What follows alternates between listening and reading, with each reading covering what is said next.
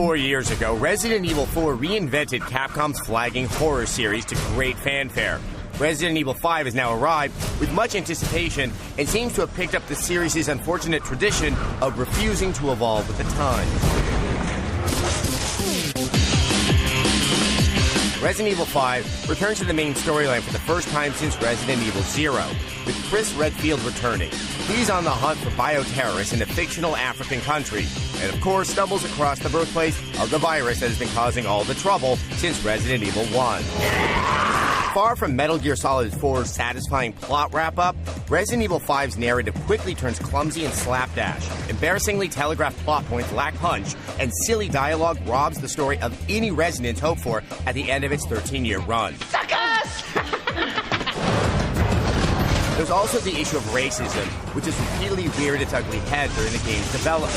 Capcom is definitely toying with loaded imagery that has at various times in our history been used to demean an entire people.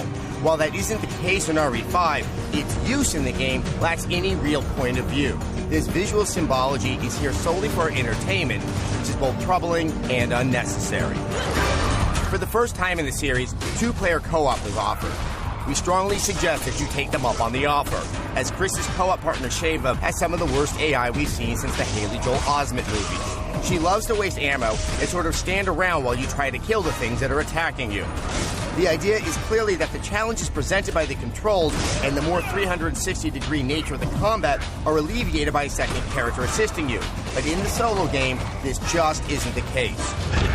RE5's control scheme closely resembles that of RE4, which was an improvement for the series 4 years ago, but is now an anachronism wholly unjustified in a 2009 game.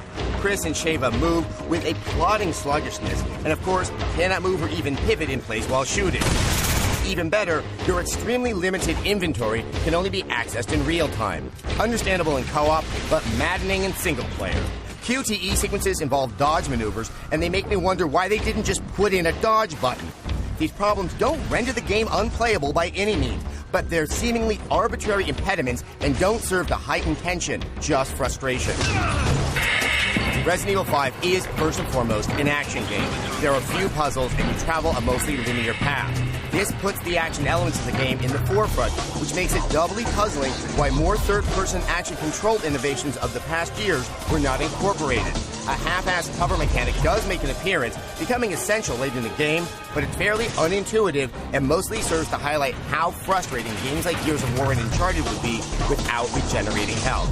Okay, let me put the brakes on the bitching for a second. This is not a terrible game. I have a lot of problems with it, but that's not to say I didn't enjoy it. It's gorgeous to look at, some of the levels are very well designed and on par with RE4's best environments, and it is fun to play with a friend, although you'll need a patient one to get through the whole game. The trouble is that what was fresh and exciting in 2005 has been eclipsed by other games' advances in this rapidly evolving industry. Instead of keeping pace, Resident Evil 5 seems all too happy to linger in their shadow. A 3 out of 5.